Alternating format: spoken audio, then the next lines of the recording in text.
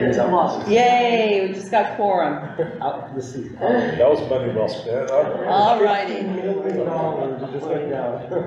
Okay, let's do a roll call here. That's for you. Rebecca. Yes. Fran. Marie. Here. Tony. Dion. Yeah, here. Lorena. Matt. Dave. Here. William. Carol here. Emily. Here. Jeff. Jeannie. Here. Fred, and Victoria. Here. Okay.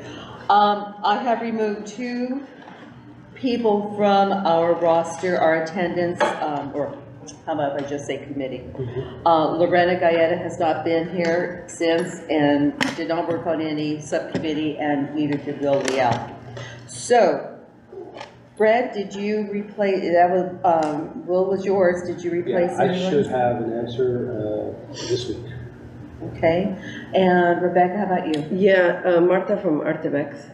Said yes? Yeah. Okay, So do you she'll be- have all of her contact information I do. for me to add? Yeah. Send it to me or give it to me? I'll text I it don't to care. you. Yeah. Okay, thank you. All righty. She wasn't able to make it this morning? Not today, no. She didn't have coverage.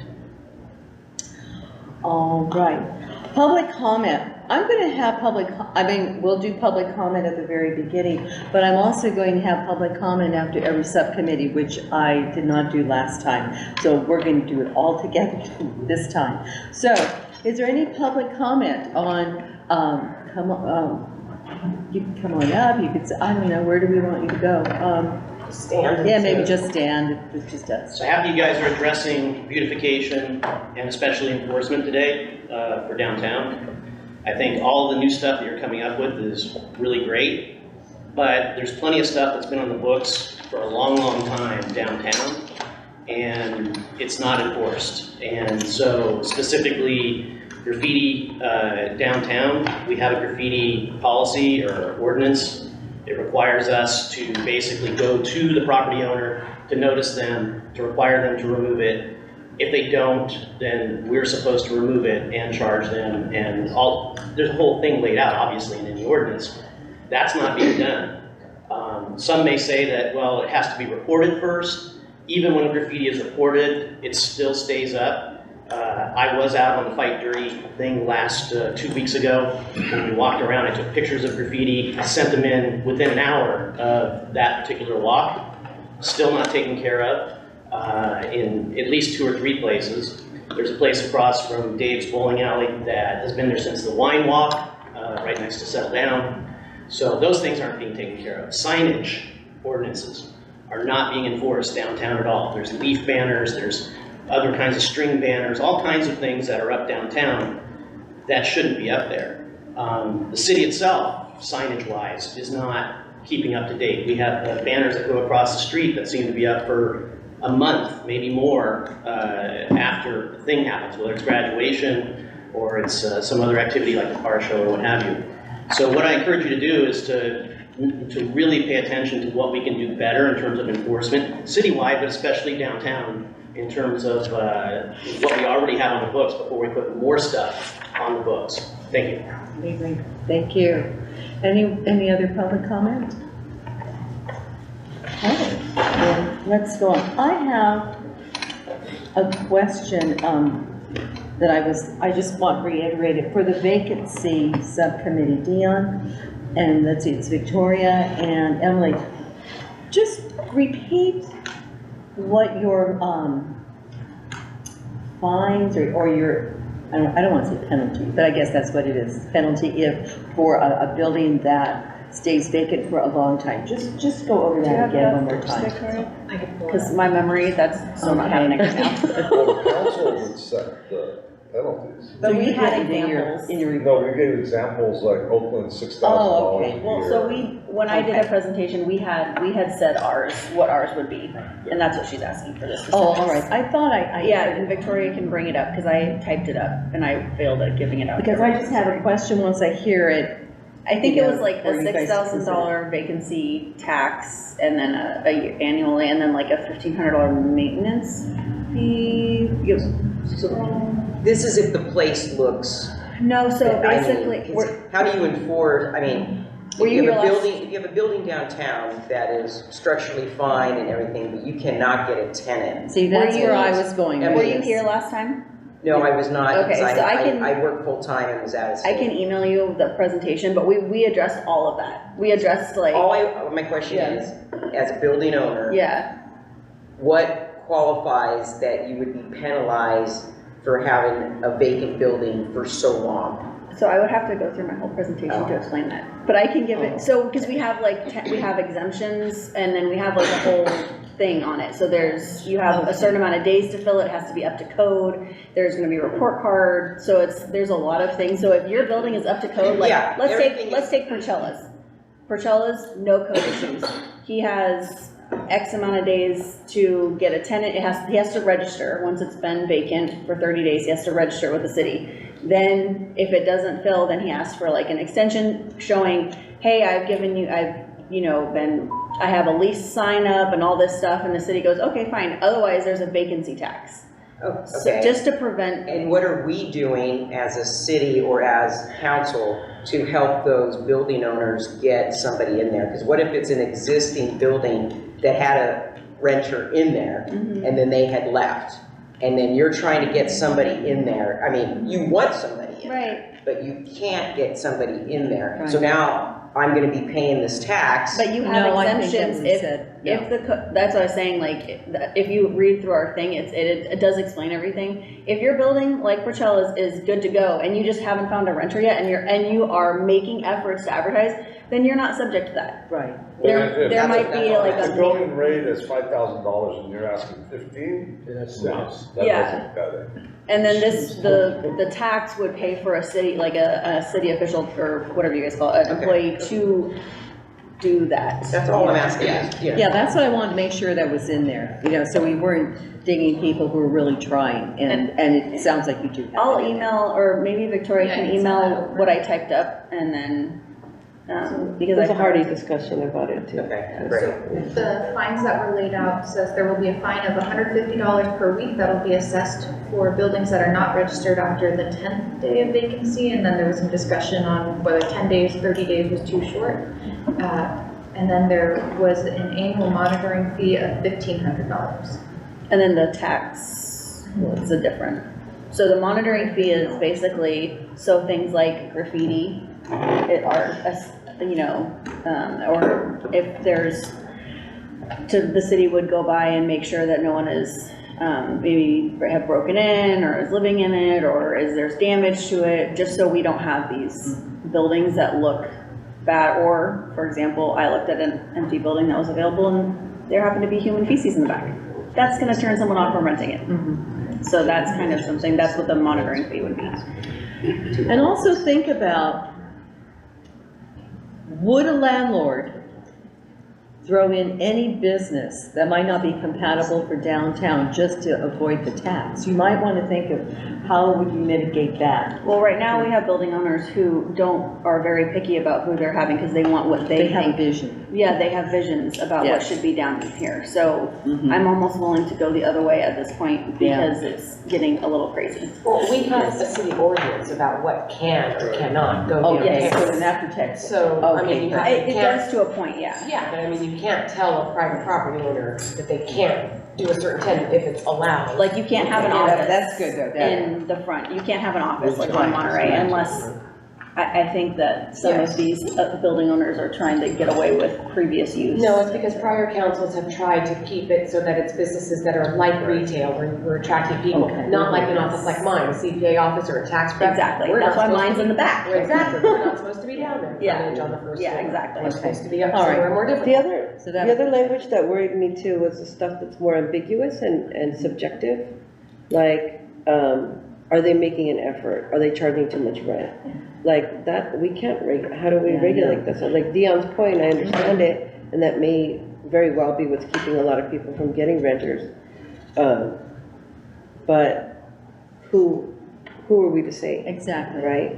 And of Like, course, who the are we to council. say, oh, they're asking too much for rent, they're not gonna get it. Because Like, you can create language that's more appropriate for So- what you guys are allowed to do. Right, so maybe that's what you guys can think about over the next month, to create that language that makes it a little Well, I don't know, you guys were nice, you're a subcommittee, no, what you've done is really, really good, but I agree with Rebecca, you know, how do we judge, you know, Ty here isn't And working is it hard our enough, place, but you though? know, Victoria is, how do we make that distinction? Well, You I know, think we as don't know far what's as going on. the three of us are concerned, it's ready to go to the council. and let the Yeah, council I decide. think so too, because you can't get into what legal things would come up if somebody was. Because then we'll have to go to our city attorney and Jimmy and all that. That's true. So as a business or building owner, by law, I can charge whatever I want. There's no, I mean, if somebody's charging $1.50, I can charge $3.50. It's worth whatever a willing, and two willing parties meeting in the minds. I think the important thing is that the building is up to code, and then you can charge whatever you want.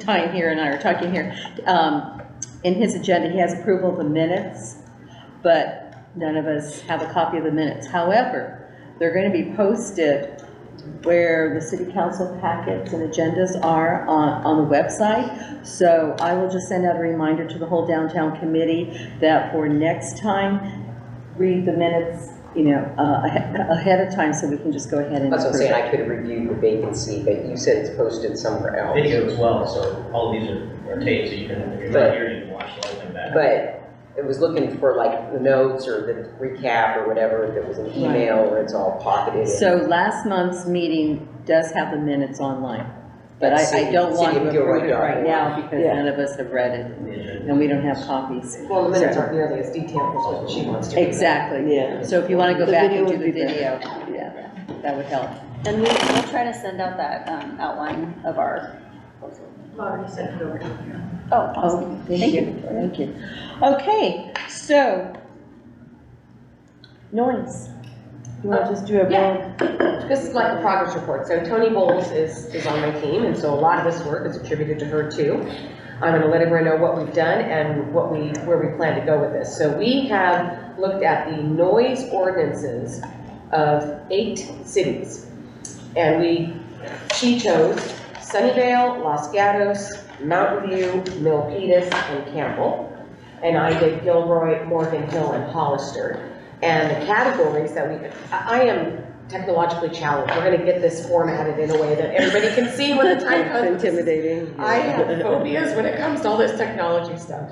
The categories are just general, construction, noise, with respect to noise, right? General noise, construction noise, equipment noise, amplified sound, drive-throughs, street sales, animals, motor vehicles, radios and music, you know, blasting out, nuisance alarms, exemptions, and other. So that's just giving you an overview. The only city that has a detailed, specific noise ordinance to a downtown area, and this just came in 2022, is Hollister. Okay, Morgan Hill says a few things, but it's not like Hollister's is. Hollister has, they call it their downtown district, so I don't even know if they have a formal district like what we might be considering doing here in Gilroy with an assessment district or something like that for the downtown. But when you look at all these noise ordinances of all the cities, Hollister's has the most meat, if you will, for a downtown and what they try to do. So we will be, Tony and I are, the information's compiled, but what we want to do is put down what our recommendations would be for Gilroy, downtown only, because that's what this group is, but the city council will be looking at noise ordinance, the noise ordinance of the whole city. It's already on our work plan to do, so I'm trying to make this something that can work for both. But for this committee, it'll be just what affects the downtown. It's just, it's amazing the things that don't occur to you, you know, and then you go, oh yeah, you gotta address that. So if there are any questions, I'm happy to answer them, but that's giving you the framework of what our little subcommittee is so the doing. next month then we will see actually your suggestions. If that's what you want to put on your agenda, yes. We've been feeling like our issue is not as exciting as everybody else seems to want to hear on all the other issues. But we are ready to go when this committee is ready for us to All right, go. the next month, yeah, we'll hear Okay. what suggestions that you would like to take to council for the council Okay. discussion. That's perfect. All right, code enforcement? Yes. So we, when there was still a we, looked at what the top issues were for the committee members in terms of code enforcement for their particular areas. We spoke to code enforcement from 3 other cities of similar size. And then we spoke to Gilroy code enforcement about what the top 3 reported issues were besides building codes. And then we asked folks for possible solutions that they felt would be most productive. And so the committee members spoke about parking, trash on the sidewalks and dirty sidewalks, so sidewalks in general, but trash and dirty sidewalks, and then broken windows or facades, and then vendors as a separate issue because we didn't have an ordinance yet, but vendors. The other city's top 3 issues included, much like ours, parking, trash collection, illegal use of buildings, and vandalism was tied for number 3. And those cities were Watsonville, Morgan Hill, and Mountain View. And then according to code enforcement, our top 3 reported issues besides building codes are parking, uncollected trash, and then alleged illegal or inappropriate use according to building zoning. And so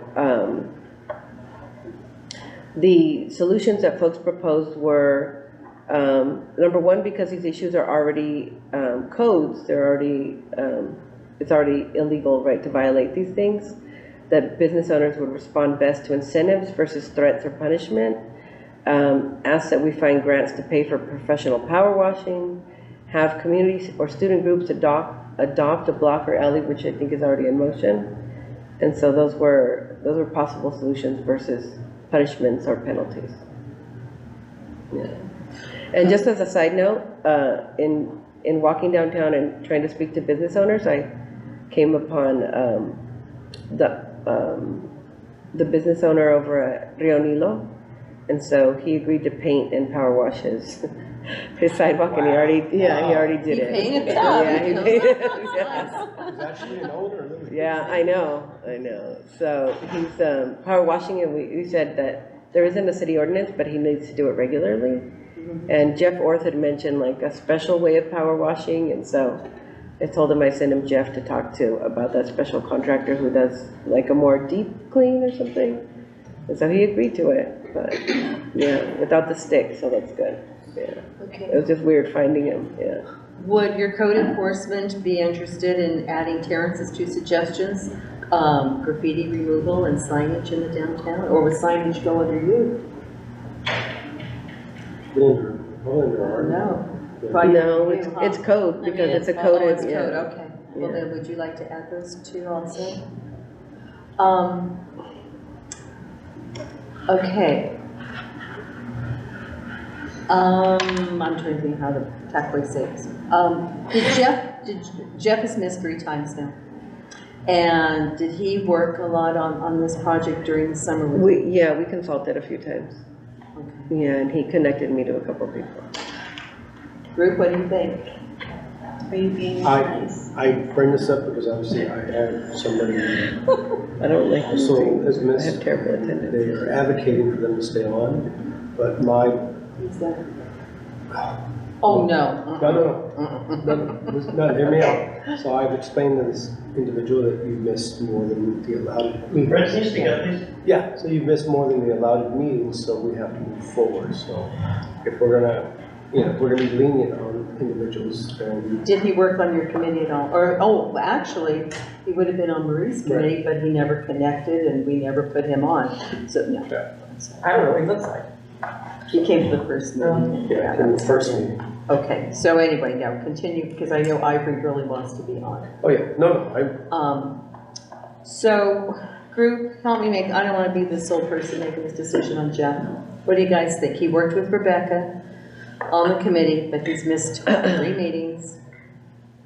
Are you including the last one that we had to reschedule, or no? That's not counting the last one, because that one shouldn't be counted. He had an excuse the first time, right? Because he was in Italy.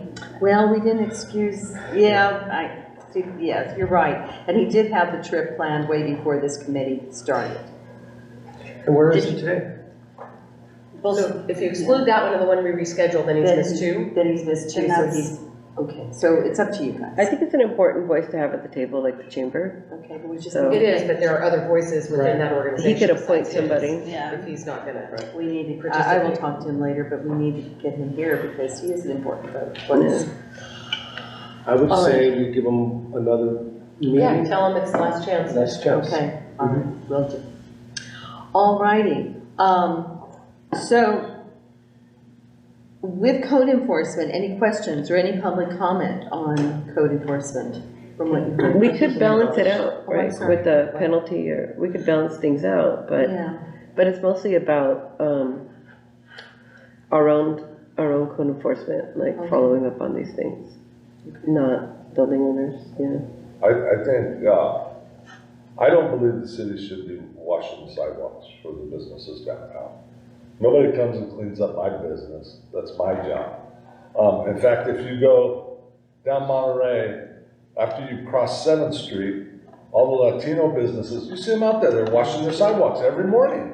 They sweep them, they clean them, but for some reason, these folks downtown, they won't do it. There's throw up on the sidewalk and they won't clean it up. You know, I don't think it's a city's place to spend the money to be cleaning the sidewalks. It's my opinion. Jimmy, you want to say something? I concur that, these are businesses that have to maintain the front of their stoops, and this includes the vacant buildings that are full of leaves, have lots of things posted on them, have graffiti still on them, and they need to be noticed that this is not an acceptable way to be, whether it be by an existing ordinance, which are out there, or the ones that you guys may come up with. So I like the idea of having carrots, but we need to have the sticks too, and we need to use the sticks that we have right now to get that action, because it's just taking too long. Jim? I'm not gonna follow Dion's in that. order. How do the rest of you, well, how? What I was gonna say is that, sorry, we do have, I have talked to Jeff about, and the city has typically twice a year done the street or the sidewalk cleaning, and so we do have that scheduled. We actually have a sidewalk sweeping equipment that the city owns, so we do it. I told Jeff that that's not really something we would want the GDBA to do for us. Now, whether or not we should be doing that or not, I understand Mr. Brocco, but it is something that the city has typically done. We do it twice a year? And how much does it cost us? Is it minimal? Well, we have the equipment, so it's just 2 days of labor that we have built in. Yeah. And when we do that, we also do the civic center, so the library, all the sidewalks around here, so. Great. Yeah, so speaking on like responsibility, that's great that we do that, but when you do it 2 times a year, someone sees that and thinks that now you're responsible every week. And so that's the problem with that, if we don't make that clear. Speaking from an enforcement and manpower standpoint, I think all of us know, especially if you have a business, you do the best that you can with the resources that you have. And that's the situation we're in. As this city grows and has grown, our number of employees is still below what it was in 2008. And so that's just the way it is. It's a matter of allocating resources and money if you want to be on top of things so that your level of service, city service in all these categories is an A and not a B, C, D, or however it goes down. With traffic, it goes down by those letters. Then you have to have the manpower based on a certain population. We don't have that, we don't have the money for it, it's pushed to increase population, so it's always gonna be something that we're chasing, and that's why when things come to council, you have to prioritize, is making sure graffiti and all this other stuff, does that rise to a level that you get at above other things that happen. And that's always a challenge, it's always, you get different council members all the time, you get different ways to push. I just wanna point out for all of us in here, the challenges that are real. And that is that you don't have the same number of employees to work with for the population growth anywhere close to what it used to be. So it's good to be at it, to chip away at it, because we know we want to be able to enforce what we already have, but it is challenging when population grows and number of employees per capita keeps going down. But we do have enough to do it, we do have the employee to do it twice a year, right? Again, prioritization, that means something else that day does not get done, so, but we have felt it was a priority. And you're comfortable with that? So Okay. can we get it where a date gets set, where it's twice a year, and then works with also Downtown Business Association, where they supplement we're not asking them to do it, but I know Jeff's team has gotten volunteers. I know from Polito's Pro Fitness about getting students and volunteering their time to also help clean, where at least maybe we have between the city twice and Downtown Business Association 2 or 3 times, and try and get the business owners, to at least sweep, in the morning. Well, I think Dion brings up a good point. I also have seen the owners between, south of 7th out there early in the morning cleaning up. And I think that maybe coming in 10, 15 minutes early for the other businesses, they should be able to go and It's just sweep old and school. clean and just, take pride in it. So maybe your committee would want to think about how that could be worded in, where responsibility is thrown more on the property owner, or the business owner. Yeah, I don't think it's not about code. That's not like Yeah, a code that's true. violation. I think it's about Maybe beautification. beautification. Yeah. Sorry Let to me- kick let the me- can, but Yeah. that's what it No, but is. you're right. Yeah. Let me sort of, and I appreciate what Dion's saying, but let me sort of, speak from the other side. We're talking about 2 times a year, and I understand, there's other things that aren't gonna happen, but we're talking about 2 times a year, right? So, and I understand that, business should be responsible for their sidewalk. But what's gonna happen if they say, it's the city's responsibility, I'm not gonna ever do it, right? And it just builds up. Right? Well, I mean, we cannot enforce them to clean their No, sidewalk. but then if they want business, they want customers going in, they're not gonna step over vomit, they're not gonna step over filth. It's happening now, I mean, right? I mean, as a city, don't we want a beautification, don't we want a certain look? Other cities, and I understand Jimmy's point, but other cities, I see it happening all the time, right? And, See what happening. sweeping, cleaning, city doing those Yeah, things. downtown Mountain View does it. Right, Yeah. because they want their downtown to look They nice. might also have a district though, District, where the owners of the businesses pay into Right. that, and then the city Then, just I mean, executes. that's something. Those are that we things you should have to correct. know when you say another city does it some way, you have to know how. Maybe education of the business owners in downtown, the fact that the city does it twice, and like you were saying, having dates. Like, I didn't know that you guys do it. We have this wonderful man that lives at the Millions Apartments, and he does our whole area. So I don't ever have to do it. We sweep our little entryway. Right. But if the city can, I don't know if this is possible, maybe send out like a little flyer, whatever you can, information.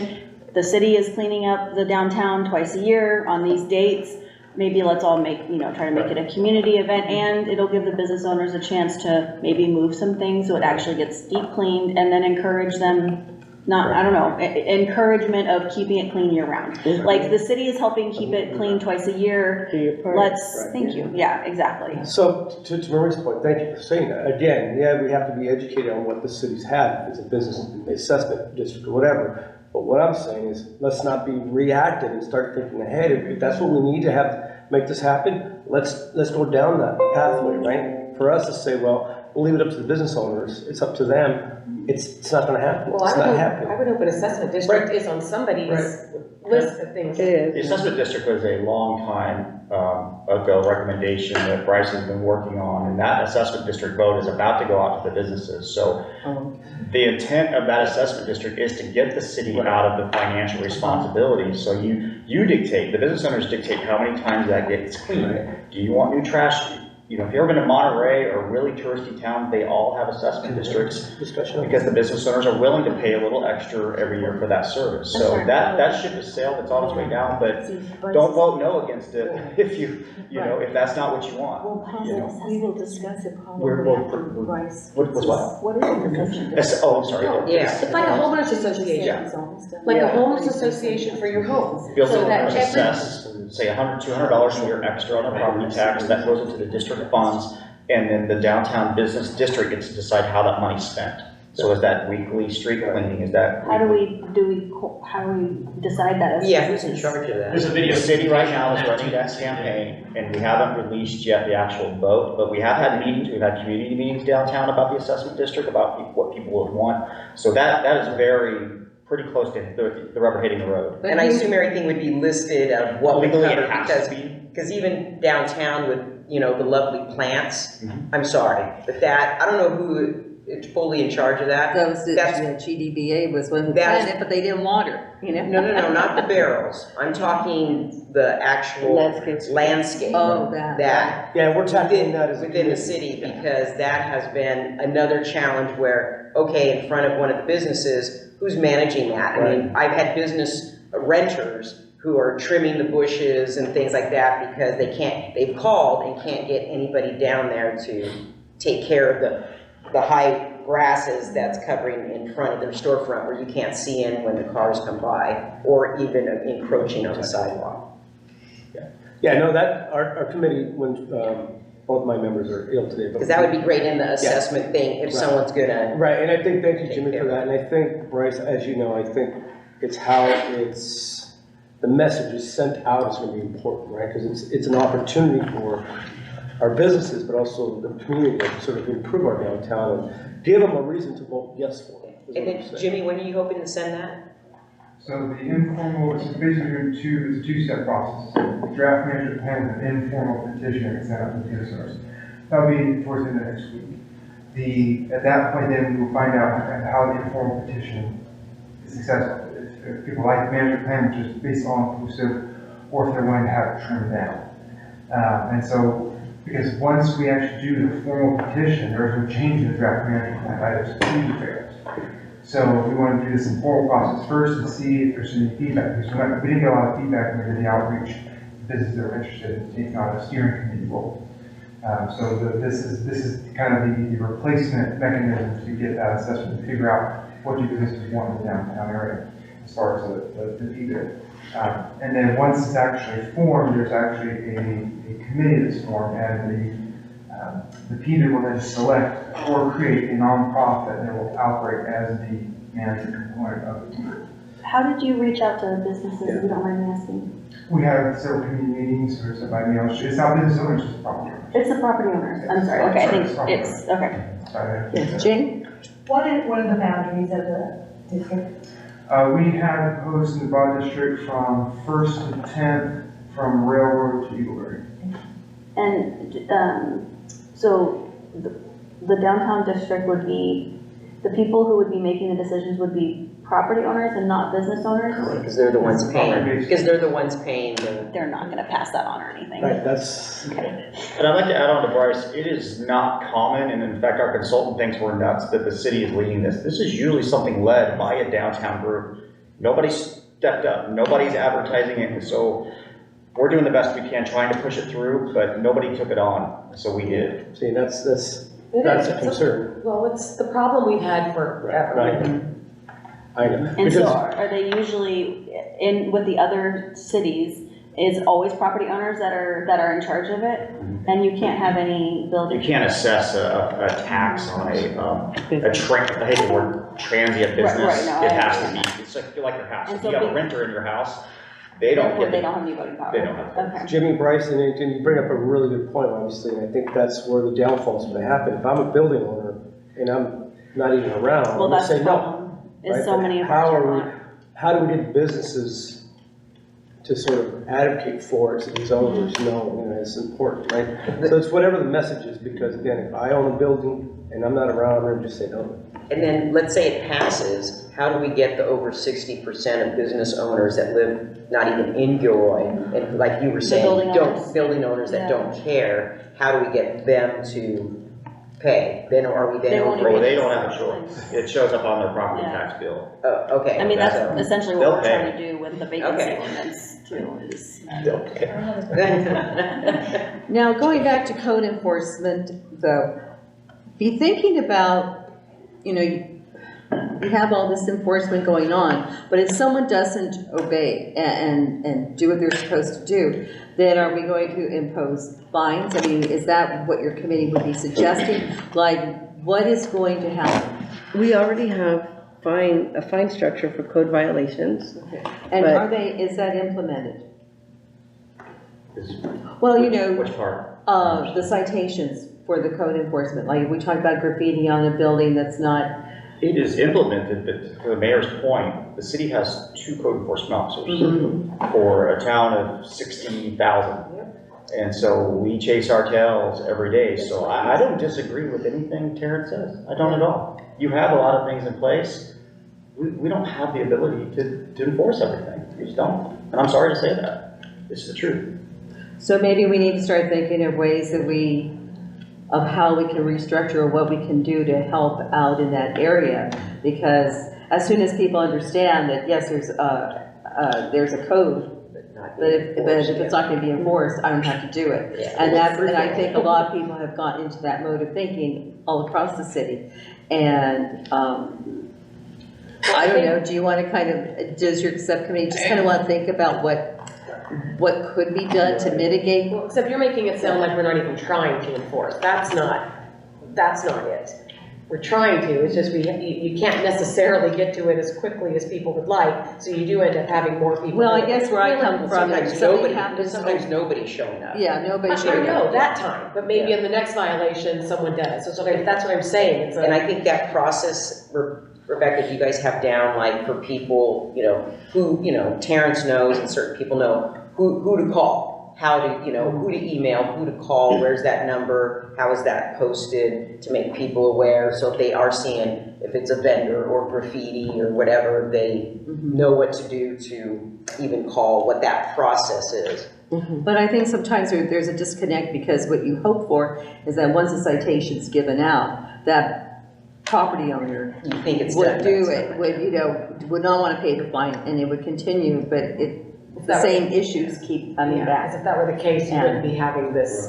And so there's something missing. There's a glitch in the system that makes the people test our system and say, oh, well, we can get away with it. Maybe I paid today, but I don't have to pay next month, or the next month I can come back. Terrence? I have a question why we're going through all of this to create ordinances and rules and whatnot, if in fact we don't really have the resources to enforce the ones we have. We're going to create new ones. And we just went through a budgeting process where, knowing that we've got new ordinances coming on, why did we not decide or give the decision to city council, whatever, hey, instead of doing this, just want to let you know, right now we're only enforcing 40% of what we should on ordinances, and we probably should beef that up because we only have 2, and then those guys might go out the door. So my question really is why create more stuff to enforce if we can't adequately enforce what we have? And if we have a budget, why don't we know that we're not doing certain things that we could trade off? I don't know, it seems, the logic just doesn't seem straight to me. I don't think we're creating new ordinances. I think we're pointing out that we have many of the ordinances, they now need to be enforced, and that might be a suggestion. I think he's talking about the Vacancy and plywood, yes, we have. Those haven't gone to council yet. Right. Those Once are it goes to recommended. council, if it's a priority, then it's up to the council Yes. to. Let's have one conversation first.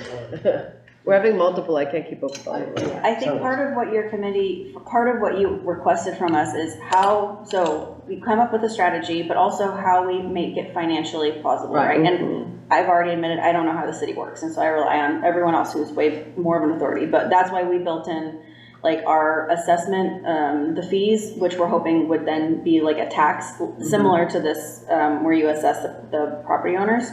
And so that was what we tried to make a self-contained ordinance where it's like, we have the vacancy tax and we have the fees, and that pays for a city employee who could then be in charge of it. So maybe, I don't know if this is possible, but maybe there's some strategy that you could, for the code enforcement, where it allows for a third in code enforcement who is specifically for downtown. I don't know if there's some way to come up with. That could be a result of the assessment district. Exactly. So that's, so I think that's what we tried to do as a committee, is try to come up with how we can make it an independent thing that pays for itself. And I understand I don't know all the things, and you were saying goes into general fund, but that's what we're trying to do. But I totally get what you're saying. I mean, I think that's important, because we've all put in a lot of time here. We don't want to listen to how, yes, that's a great idea, but it's not going to work. It's like, we're here to say, yes, it is going to work. Because if everyone, remember, if this group was the one that put code enforcement as one of the top 5, so they're basically saying there's a lot of things not getting done. And all you have to do is drive around the city and see that there's a lot of things not getting done. So we have to think about, all of a sudden, do your code enforcement officers maybe spend 4 hours on a Tuesday just, doing downtown enforcement? Do they, it's how they do their schedule. There is a plan, there could be a plan, but, play around with it, with your Emily committee hit and the see. nail on the head, and so to give you an example for the sidewalk bending ordinance, when we come back to council, we have a fee that's going to be charged to enter the program. There's going to be citations, and with that, we are recommending an additional code enforcement officer. That's the only way I can make it work, because although you're saying you just went through a budget, we worked really hard with council to say we need 2 firefighters, we need 2 cops. Yeah. Do we need a code enforcement officer instead of a cop? Right, yeah. It's priorities. Exactly. And if council says, Jimmy, stop answering domestic violence calls on Saturday nights and just patrol the downtown, I'll do it. Well, And I don't think anybody goes that extreme. let's let that subcommittee work a little bit more on it, because I bet you guys have come up with some, some idea of how to balance the time and money, and the assessment district definitely, is reasonable. I think so. we could work on what the post-citation process is, like, how many pending citations we have, things like that, get that information, but also, throwing money at stuff helps, right? Getting another code enforcement officer helps, because, Right. like I said, all these issues are already coded. These are already code violations. There's already, plans, if you would, or there's already ordinances, like. Because you want your ultimate goal to be, if they know they're going to be cited, you would not think that they would keep going back doing the same thing over and over to be cited. You want all these problem areas to go away. And I think if we could just, because obviously we have this committee and people are saying, I'm hearing people say, okay, another committee, what's going to come out of it, and I'm new to this, so I'm like, oh, I don't know, but hopefully something good. So why don't we figure out a way, if one of those 2 code enforcement guys could just concentrate on downtown or a specific area for 1 month. Well, that's what the assessment has to be, because we can't just dedicate a city resource to the benefit of a specific private property owned area. But what if Well, an assessment? not private owner, but if they just say 1 code enforcement, even if it's 4 hours a day, there's, with everything that's going down, and if he consistently hits these businesses, these owners, for 1 month, you're gonna see change. But the property owners aren't there necessarily. You are. A lot of them are. Called No, down, I'm just seeing like there's. the plywood down across from you, he's there, they've been around. I just think if, we talk about it, but if no one's doing anything, we're gonna be in the same position. And we can't wait So for let's the let's figure out a way to pay one of the code enforcements 4 hours a day, Monday through Friday, or whatever the case is, just for a month, and see what changes, Yeah. Jimmy, has the city ever implemented a volunteer code enforcement program? No, vigilante code enforcement tends to go pretty haywire. Even with our 2 code enforcement officers. Terrence would volunteer. Yeah, I've got a job for you. Is that without police support, code enforcement is not very effective. And so, And liability too. you have to answer the question, if I pull people out of doing something for 4 hours downtown, what then doesn't get done? And, you gotta prioritize. So if we have 2, how many do we need? So we could look into what, I don't know if I have the answer for that. what there is right now, what their schedule is. I'm sure you know it, but not by heart. I'm sorry, you what? In terms of code enforcement, like how much time they spend downtown. Yeah, I could call and code enforcement, figure it out, No. And then, and see what they do. and then maybe what you see is something that you're not willing to give up. You talk about these banner signs. We picked up 55 those signs on the streets last week. 55 of them. I have 13 of them in my car myself. So we're Which kind of trying. sign? The signs people put in the yeah, what are they called? A-frames? Not the you have the yard A-frames, signs? yard Yard signs. signs. Just the metal campaign sign. Yeah, there's metal things and they put the signs on them. So stuff is getting done, but it's not getting done at a pace that looks like we're getting anywhere. Because there's just so many people that are just willing to just do stuff that they know they're not supposed to do. Because You know, and there's always a benefit, I don't think any of this is a waste of time, there's always a benefit to knowing that we could. If we have something on the books, that tells people we have the authority to enforce. Whether or not we can get to it is all a matter of time, but everybody knows if they're breaking a law, there's an ordinance against something they're doing, they're at risk. Yeah. And that's what we're trying to do. I personally think the best way to attack specifically downtown is through an assessment district. Just like in a homeowners association, that's how you avoid having certain people not maintaining their front yards. Do whatever you want in your backyard, but in the front yard that we all see, we want it to be maintained, mowed. We don't want to see these. We have to go through it even with weeds, getting people to mow their weeds for fire hazards. We have to force them to pay. It's just the way people are, unfortunately. Right, and I agree with the mayor, obviously, and again, I've been pushing for this assessment district, but here's the issue. We don't have it.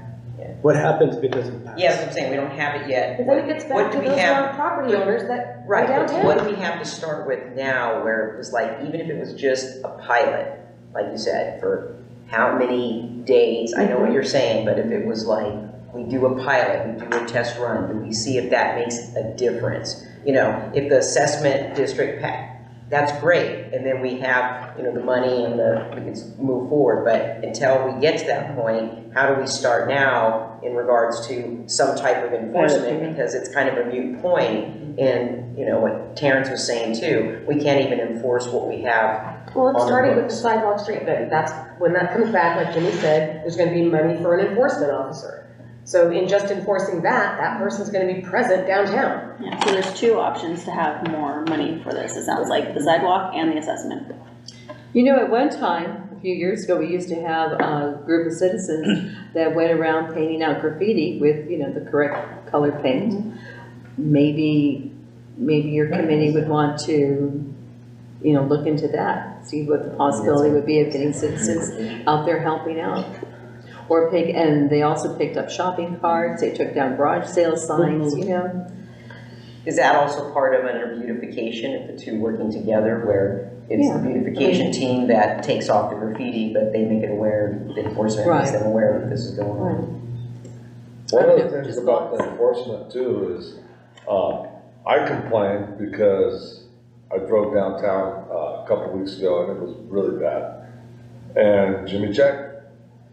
The business owners, the property owners, not one complaint.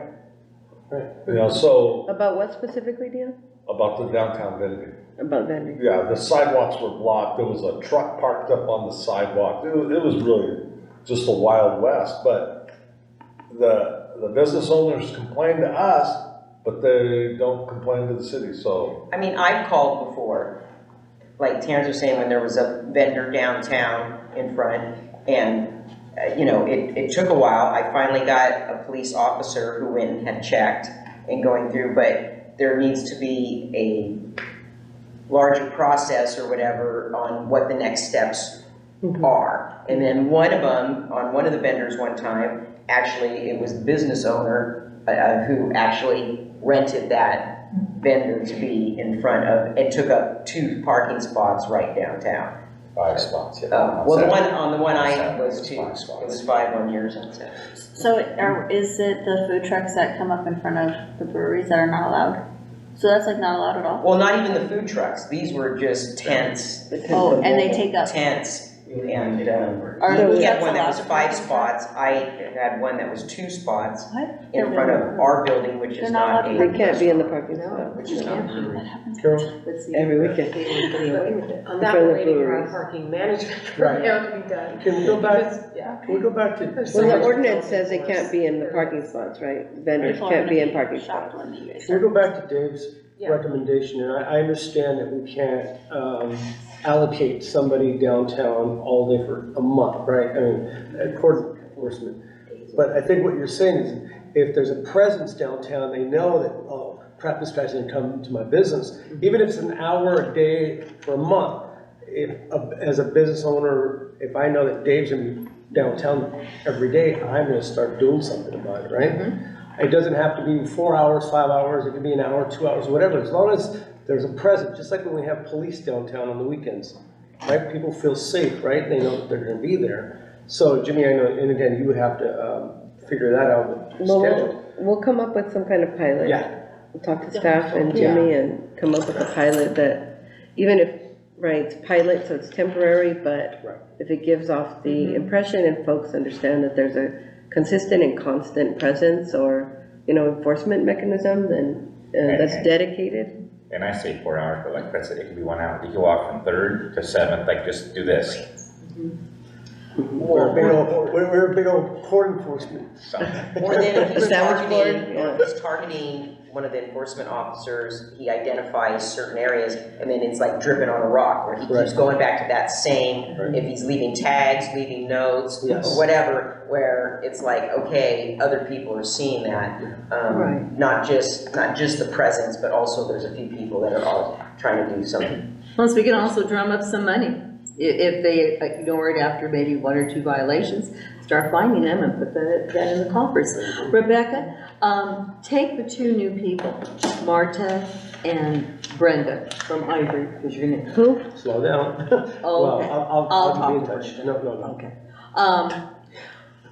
Okay, take Marta, and then you have Jeff on your committee, and then I can also give you Brenda, the new person that'll be coming on, because that helps you out, because we gave you a lot of stuff to do this morning. It's good stuff. And so, but it's good stuff, yes, but we gave you a lot, and then you can meet with them and get their feet wet.